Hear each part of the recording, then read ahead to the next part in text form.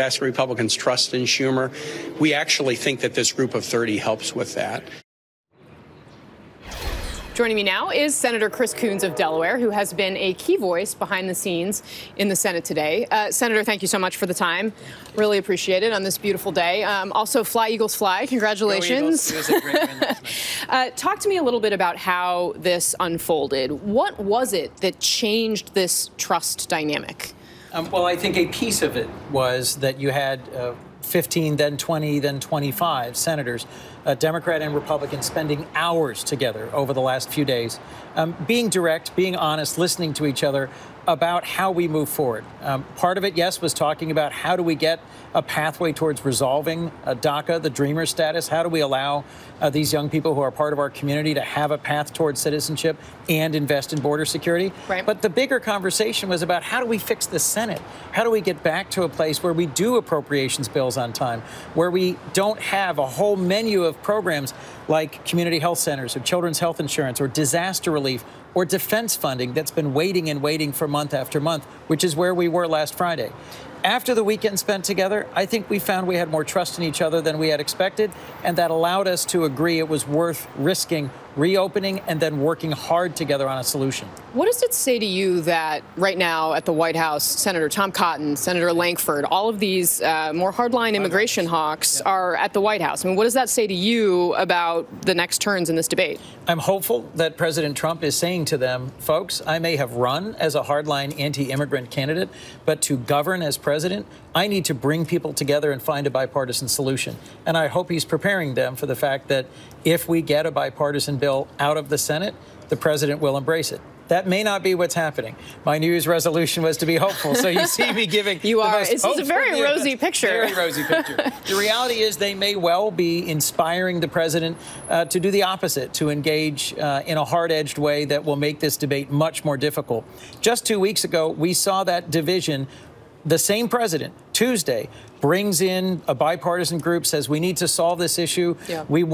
I think he said, I want to sign a bill of love that will allow the drink. Right? That's the guy that Lindsey Graham calls Tuesday Trump. Tuesday Trump. Yeah. And then Thursday Trump, after talking to some of these same hardliners in a famously vulgar exchange, trashed the whole thing and helped create the crisis that led to this weekend shutdown.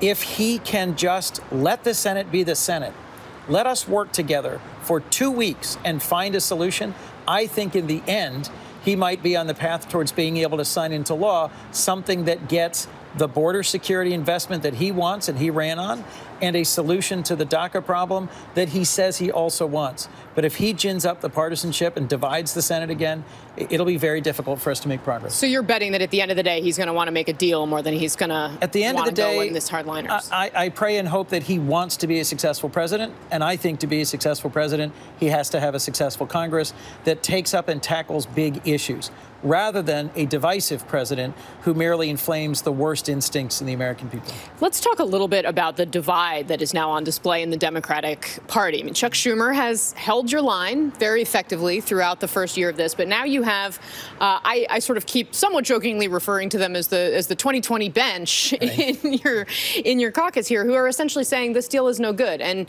they're under a lot of pressure from progressive activists from the left to not do what you all did today. Who do you think is going to end up being on the right side of this?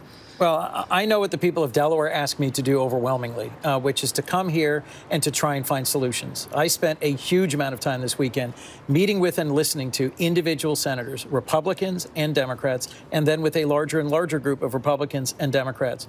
What appeals to our base for some primary several years from now is not what I'm worried about. What I'm worried about is how do we solve real problems.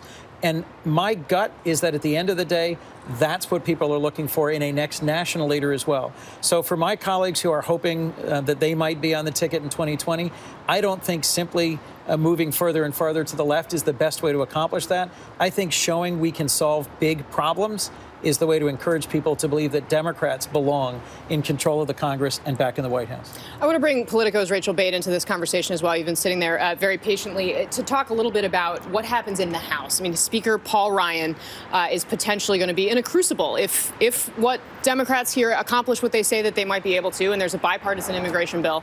What kind of pressure will Ryan be under from his members? Yeah, so Republicans are pretty divided on this in the House. You have a group of more centrist, moderate Republicans from Hispanic heavy districts, swing districts, who do want to see a bipartisan bill put on the floor. If something passes the Senate, chances are they're going to be revving up their pressure on Paul Ryan to put this on the floor. I was speaking just a few hours ago to Mia Love, who is from Utah and who is one of these Republicans who wants to see this. And she was actually pretty frustrated, saying that Republican leadership is not putting the right Republicans in the room to reach a bipartisan deal. That's very interesting. Yeah, she was upset that they were using their more hardliners in these negotiations.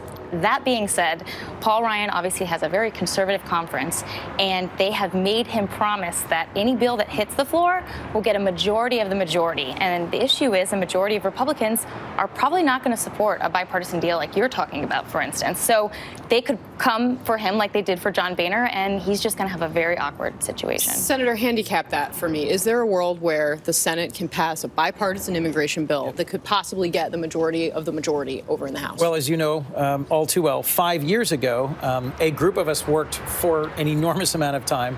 I was a more junior senator then. I was on the Judiciary Committee, as I am now. We had a 3-week-long markup.